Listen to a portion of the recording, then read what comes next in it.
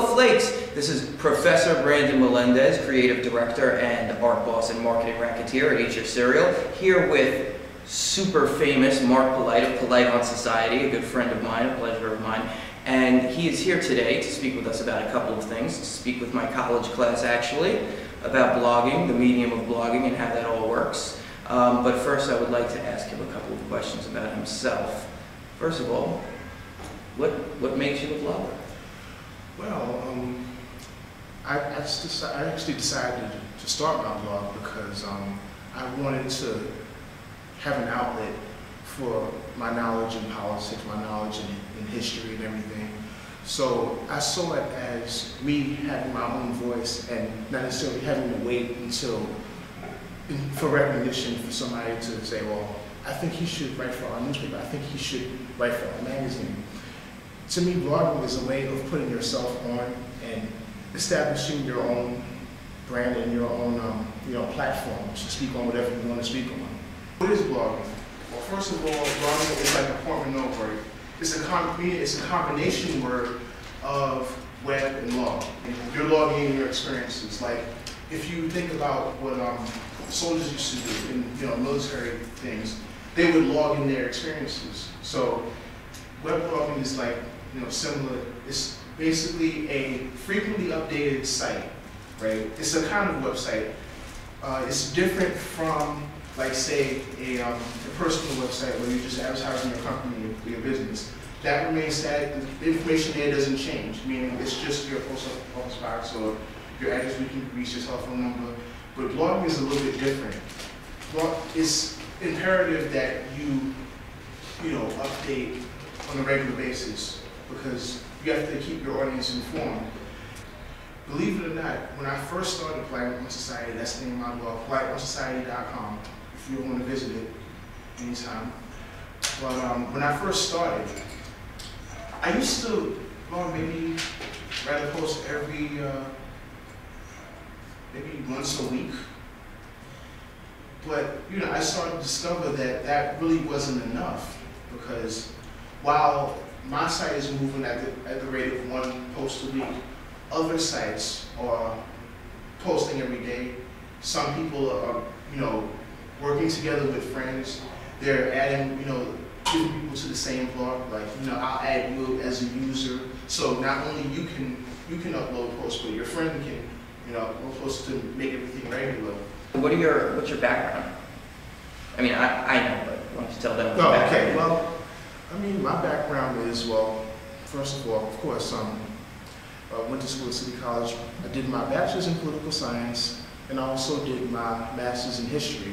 So both of those elements are really the pillars on which I stand as far as my understanding of, the media, social justice, environmental issues, politics, racial matters. So I'm coming into the blogosphere with all of that information, and it's a lot, and to some people it's overwhelming. So I can actually use my my knowledge of these intricate topics in order to break things down for people in a more palatable form.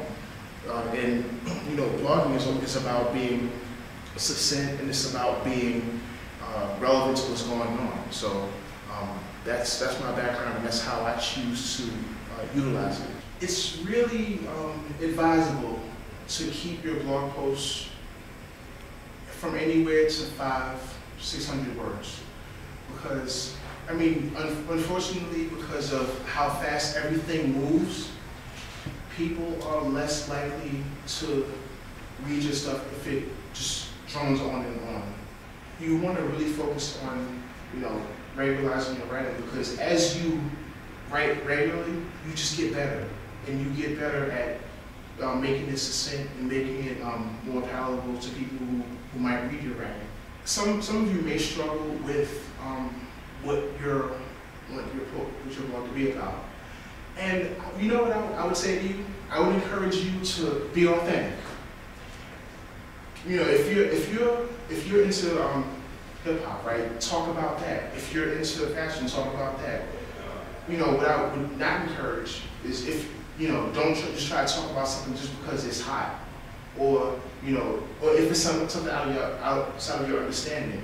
Don't try to sound like Stephen Hawking if you don't like physics.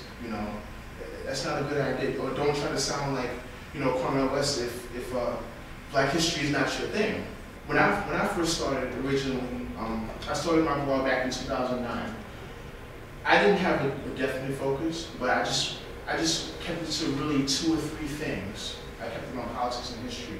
So, the first thing I would advise you to do is to narrow down what you want to talk about. Just discover what your niche is, whether that be entertainment or fashion or, hip hop or anything else. You want to focus on what you're going to be talking about.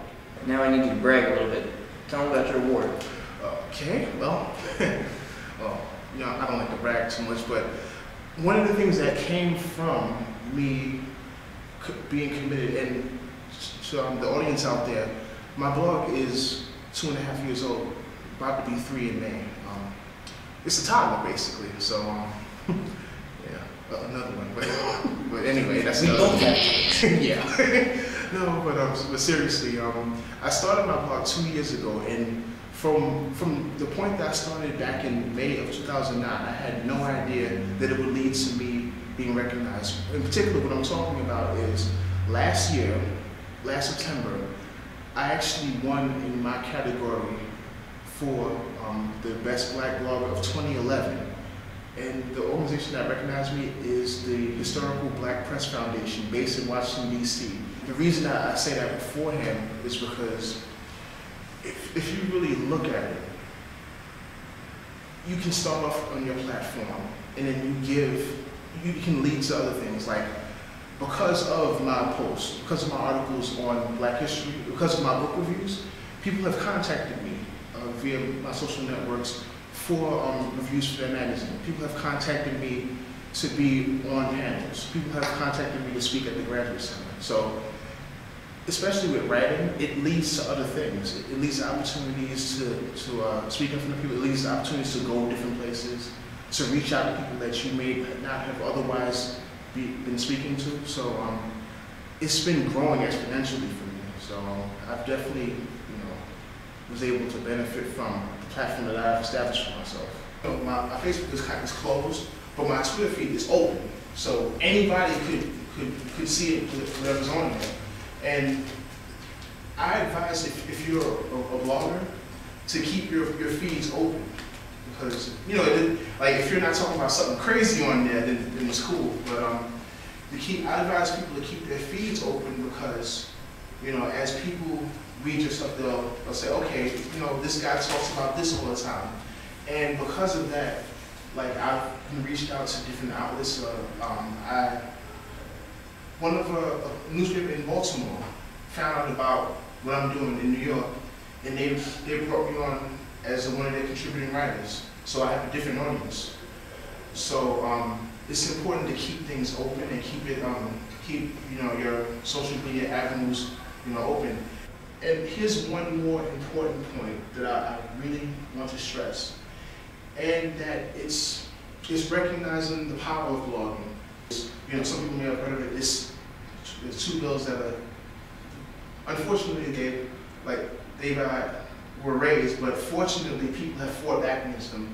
The first one was SOPA, which stands for the Stop Online Piracy Act, and the second bill was the Protect Intellectual Property Act, or PIPA. And these 2 bills they're very innocuous sounding, very innocent sounding, right? But they had cast such a wide array of what would be, copyright infringement, what would be illegal, that, whole sites were threatened. And there was actually an online protest that went on Wednesday, Internet Blackout Day, which my site participated in as well as Reddit and other places. So to me, the internet, the battles over the internet, I feel as though the internet is an extension of public space. So, therefore, it's the issue of internet freedom is wrapped up in free speech. So, to me, these bills are really threatening civil liberties and then threatening your First Amendment rights. But the reason I emphasize the power of the internet, is because what you're doing, right? You're basically taking like your voice and putting it out there. You're not getting the cosign, getting the okay from, you know, whatever outlet or anything, or you're not waiting for somebody else to put you on. You're actually taking it upon yourself, you know, which is very individualistic and it's very empowering to reach out to people and to have your own voice. When you're writing, and we all have to remember that the internet is a public place. If it wasn't, there wouldn't be all these fights over sobering people about it. So, being that it is, we have to remember that anything that you put on the internet can be seen by anybody. So, you have to bring into it that mentality